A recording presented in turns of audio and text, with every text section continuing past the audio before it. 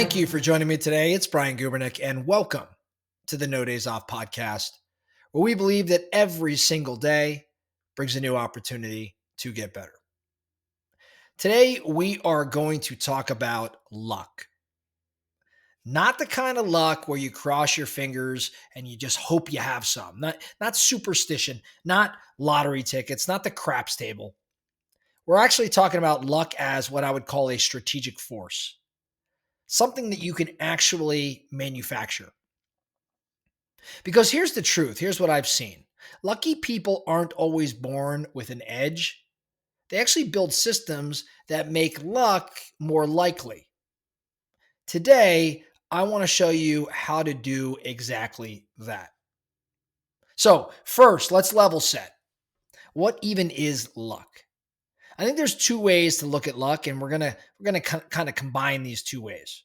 First, we have the way that Naval Ravikant, one of my favorite guys, you've heard about him so many times if you've been listening to the No Days Off podcast. Naval Ravikant says there's actually four types of luck: random luck, hustle-driven luck, prepared luck, like luck we prepared for, and luck that seeks you out. What I've learned, though, in studying a little bit more, is that Naval kind of built that, his take on the four types of luck, on this original framework that came from a neurologist named James Austin, who came up with it in the late 1970s. Here's the modernized version. I'm going to call it your luck playbook. Here's the types of luck when you combine, again, what James Austin had originally laid out with some of what Naval shares. There are four types of luck. Type 1 is blind luck. Now, this is the totally random luck. This is the win the lottery luck. This is the you're born into the right family luck. You can't control any of this. You really can't influence any of this. It's just blind luck. Type 2 luck is luck from motion. This is where you make your own luck through energy and hustle and exposure. For example, you meet your next investor at a networking event that you almost skipped. Because you didn't skip it, you had exposure, and because of that motion, you met the investor. So again, luck from motion, just being out there, having conversations, displaying energy, hustling. That's type 2 luck. Type 3 is luck from preparation. You develop skills that allow you to see and to seize opportunities that others miss. This is like spotting a business idea because you're such a master of your craft. You're lucky because you were prepared. You had mastered, what it is you do. And as a result, you're able to see things that others can't. That's type 3 luck from preparation. And then type 4 is luck from reputation. This is actually the rarest form of luck. This is where luck finds you because of who you've become. Your character, your credibility, the value that you deliver. People start to bring you opportunities because you're trusted and respected and proven. That's luck from reputation. Again, it's the rarest, but arguably it's the best type of luck. Now, why does this matter? Well, luck matters to your performance. When people say he or she got lucky, it can oftentimes seem dismissive, but here's the kicker. I think high performers engineer luck. They expand the surface area where luck can land. Luck is not magic.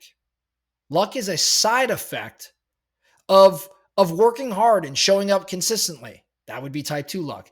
Luck's a side effect of being curious, being ready, being prepared. That's type 3 luck. Luck's a side effect of becoming someone people want to work with. That's luck from reputation. That's type 4 luck. See, I think that luck, when you really analyze it, is just a lagging indicator. It's a lagging indicator of how you move throughout this world, throughout life. And at the end of the day, I mean, the truth is, the better your habits, the better your network, larger your network, the better your reputation, the luckier you tend to get, not so ironically. So, knowing all of this, I think it's important to now dive into, well, how do I go about increasing my luck? Here's how I think you become luckier without ever having to rely on the dice, relying on chance. Number one, I think you've got to increase surface area. We just said that term a little bit ago. This is your type 2 luck. Remember, type 2 is luck from motion. So increase your surface area by simply saying yes more often.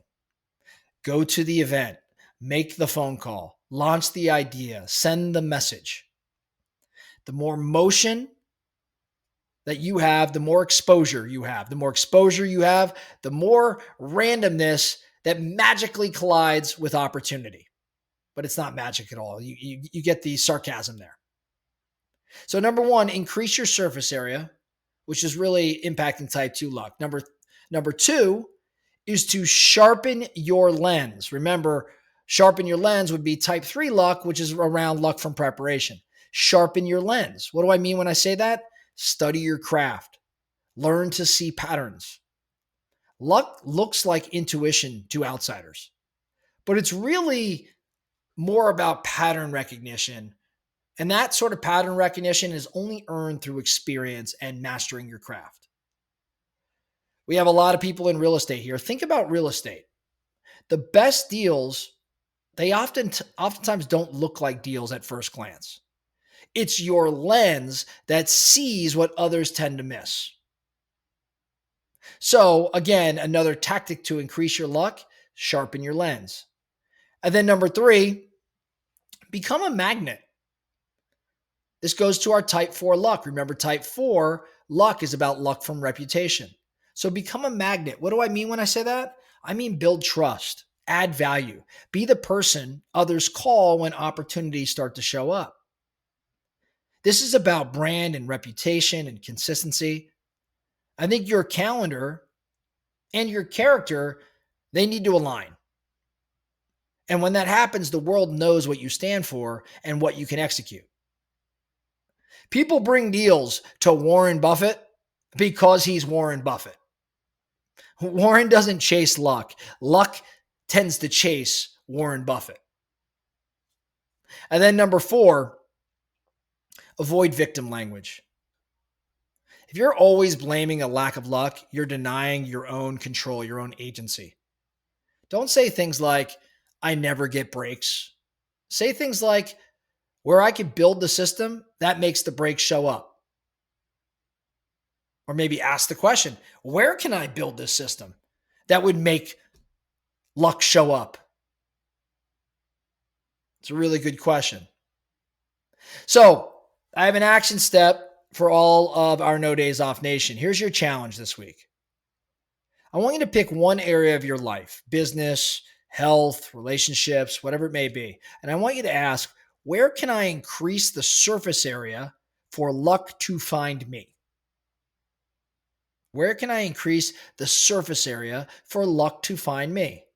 Then I want you to take a small step. Maybe that's sending a message to a possible mentor. Maybe it's reconnecting with a client. Maybe it's sharing what you're working on publicly. You've been quiet about it, but you share publicly and it increases surface area. Maybe it's launching that newsletter. Something that creates more exposure and hustle and motion so that you find yourself a bit luckier. Remember, you don't get lucky by waiting. You get lucky by moving. And luck certainly does not scale to those who hide. It scales to those who show up, especially those that show up daily.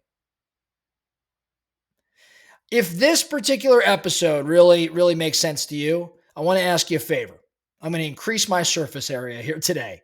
I want you to share this episode with someone who you think keeps waiting for luck to maybe strike. It's not about being lucky. It's about being ready when luck shows up and creating conditions where frankly, it can't ignore you. This is kind of what No Days Off is about, being in motion, and things tend to fall into place. That's lucky.